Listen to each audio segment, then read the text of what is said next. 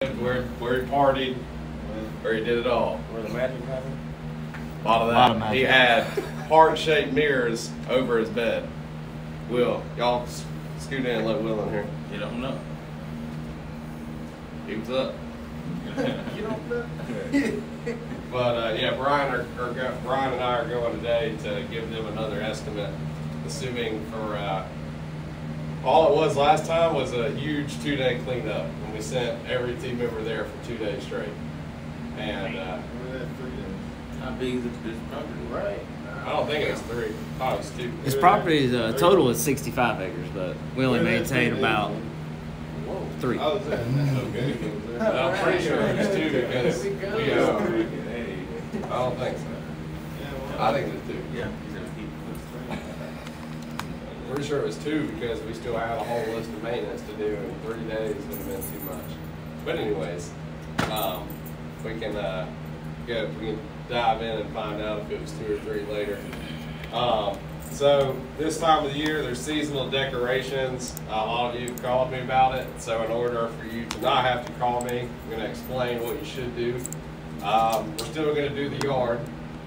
So all the yards have mowing and bed and shrub, or just mowing, or just bed and shrub, or just bed weeding. On bed weeding, we're not going to blow the yard off and do all that. You know, we're there strictly for weeds, so just that. But if you have a yard that's mowing only, or mowing and bed and shrub, and I would mow around them if it makes sense. Now, if they have stuff scattered throughout and it's a small lawn and you can't get any good lines, don't mow it. I would blow it off and collect the debris. And so just think about what I may have to deal with.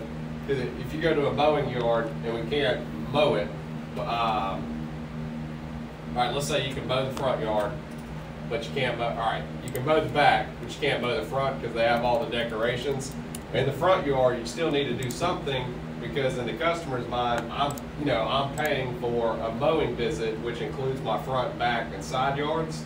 So in that instance where you can't mow the front, but you can mow the back, we need to do something in the front yard to make up for that time. And this time of the year, it's most likely going to be blow some leaves and collect them. Now, I would not trim bushes at a basic maintenance because that's that's an upsell for us. So seasonal decorations, work around them. If you're not able to mow a yard, use your time collecting some debris, and don't get close to them. Somebody said like, hey, well, if we can't weed eat around, it's going to look tacky. Well, they'd rather have, and it's going to look tacky to us. We pay more attention than the average customer. So get close to it, but don't get so close that you're going to destroy someone. Yeah. So just get close, but keep a safe distance away so you don't mess it up. Watch out for those, I've seen a lot of them that have anchors and lines that run out to them, so it's not just the thing itself. And no, you do not have to move it.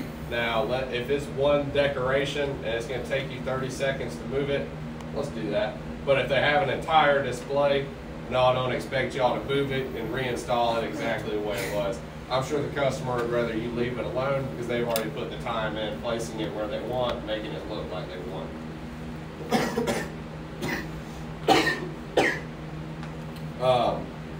Make sure you are blowing on all mowing services. Blow off the leaves off the turf after a cut. Job notes, they're very important that we don't miss them because, as I said a couple weeks ago, when they sign up for a mowing service or a bed and shrub, they get a beautifully decorated email with our company logos saying, hey, welcome to Augusta. Your normal visit days are Wednesday. We might be by Tuesday or Thursday based off weather and schedule. And then they immediately hear about job notes. So job notes are not something that you want to take lightly because we're advertising that as hey, one of the benefits of using our company is if you don't want your beds edged with a weed eater, you can let us know and we'll put that in the job and the guys will pick up on it. So if we're telling them how this is going to help you, or how job notes will help give you the product that you want, the service that you want, and we ignore it, 1, 2, or 3 times, they're gonna fire us. You know, because we told them we're gonna do something and then we're not doing it. So make sure you start a timer on every job so that way you are forced to read the job notes. Very important. This applies to McKeat, and if you guys have a property cleanup, we had an instance this week where they didn't check their email. I sent them their scheduled dates for their cleanup and for their landscaping, and they were acting like McKeat was an intruder. And so you know you can get shot for doing something like this. So McKeat, if you want to tell them the story, you can. Not really. All right. Well, anyways, McKeat is going to knock on the doors before it gets started, even though we send them an email and letting them know, you know, when we're coming. What happened there is it went to their spam folder. They don't check their spam folder, and they have no idea we were coming. So we just did. I told a couple of you all on Monday. I sent out an email to a little over 300 customers. It's called our winter services opt out. So that means that if we cut your grass, you just got an email Monday saying, hey, great, glad working with you over the summer. Here's what we're going to do for you over the winter. Then it gave them a breakdown of what winter services is. And the way this works, the way we make it easy on us so Brian doesn't have to ride by 300 properties, is we're going to use in order to get the sale, we're going to use their mowing time for their winter services time, and that can be adjusted. So out of the 306 that have got the email, only 39 have selected not to do it. So that's good. You know, it should be some extra work over the winter. But I just want to go ahead and get ahead of y'all that some of them are not going to work out. Like some mowing times on some properties is not going to be enough time for their winter services. So in the email they received, it states that we're going to do what we can in the time, but we can't leave a property half done. You know, like let's say you go to 1 yard, it's a 20-minute mow because they have a tiny yard, but they have huge trees. You know, in that instance, you need to call me. We're going to go over on time because we don't want to lose the business, and you know that's money for us, money for y'all. So there will be some properties that don't work out, and we'll handle those case by case. I'm getting a little bit ahead of myself with this one. Next year, when we separate the services, Brian and I are working on that a little bit each day, how it's going to work. But one thing that's going to be good for the company and the customer is we're going to be able to have higher expectations of how the properties look, because when you go to a yard and you're there by yourself and you're just there to mow it, there's no excuse for it not to be, you know, a 9 out of 10 or a 10 out of 10 each time, because you're not responsible for somebody else and you're just mowing, edging, and weed eating, and we all know that is our favorite thing to do because it's easy, quick, and all of you guys are good at it. And then, so that's kind of the, as far as the day-to-day, and then, you know, Brian tries to talk about team building and stuff like that. And here's something Brian, I think, has said to me: a team is only as good as its weakest link. I'm not pointing at anybody. We're not, you know, saying somebody's the weakest link, but we do have to understand we are only as good as the worst person on our team. And so every day, the reason we hold each other accountable and challenge each other is so we are better. And that goes with any of you that want to grow from this entry-level position into another career.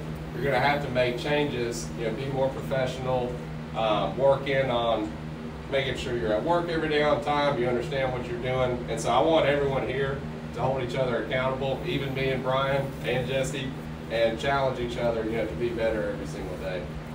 Because with what the mission of Augusta is, that's kind of what it is. We want to always be improving.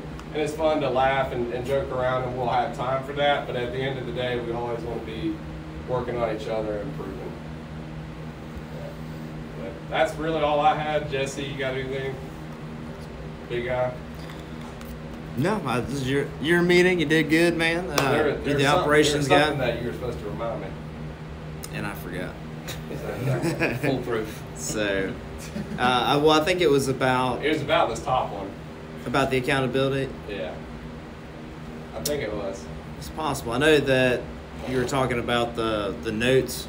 No, that's what it was. That was important, you know, as far as just what's you hit it, you know, what separates us. I think I did, actually. You know, as far as Mike Andes talks about building an unfair advantage, and it's in the works. So there's a lot of behind the scenes that y'all get to kind of check out whenever we go to.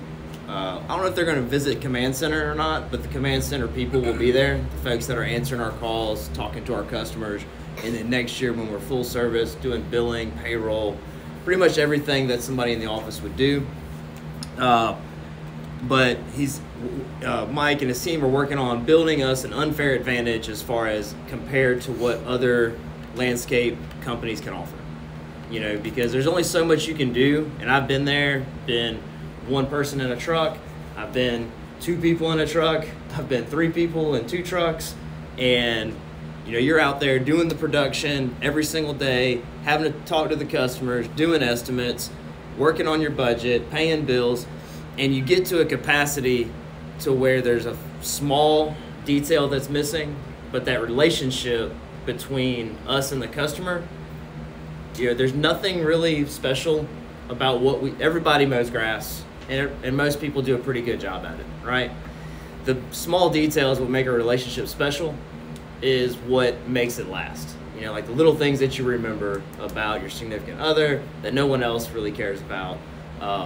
You know, one of the little things that he was talking about as far as the notes go is, you know, most companies are 1 truck and a solo operator or 1 or 2 people. That's the majority of people doing business in landscaping. And as good as some of those people's memories are, as good as they are out in the field, they're going to miss some stuff. These notes really help to make sure that, and what it means is the customer communicated to us, gave us trust that, hey, my gate's messed up, you have to jiggle it a little bit to secure it, and my dog, Sammy Davis Jr., if he gets out, is the only person I have in the world, and I will never forgive you, and I will give you terrible reviews to everybody, you know, that I know. That's a real thing, you know, people, if they choose to communicate with us, call and say, hey, this is really important to me, they're trusting us. So that's what those notes really mean, is that trust bond between us and the customer. So, but yeah, that was really I think that was it. Does anyone have any questions about this or anything they want to mention in general? Is anybody that is coming with us to conference, is it anybody a first-time flyer? Is anybody afraid of flying? Does anybody want me to hold their hand or sit next to me? Gotcha. I got you. Well, cool, man. I really appreciate y'all. This is honestly the best team we've ever had, and with these winter services, like Jeremy was saying, it looks like we're gonna have more work in the winter than we've ever had, and I hope to be able to hold on. And whoever wants to stay here and have work during the winter, I hope that is a real thing, because y'all are excellent, and I just really appreciate y'all. And then this starts December, so we're gonna. I already set up all 300 some odd people to end November 30th, and I wasn't going back through. Next year we're gonna stop mowing after the first 2 weeks of November, and then move to winter services the second half of November. But this year we're just gonna mow all the way through November. Has anybody got anything they want to? All right, I'm with you. I'll do a slow clap. Yeah. So don't call Brian and I around 12. We'll be inside of James Brown's house again, checking it out. So leave us alone. Get a second tour of the Godfather of Soul. They actually don't allow any pigs. I've got a couple. Okay. Yeah, they don't allow it, but $10 I shoot you. Yeah, you want to stop that now? Yeah, I'll stop.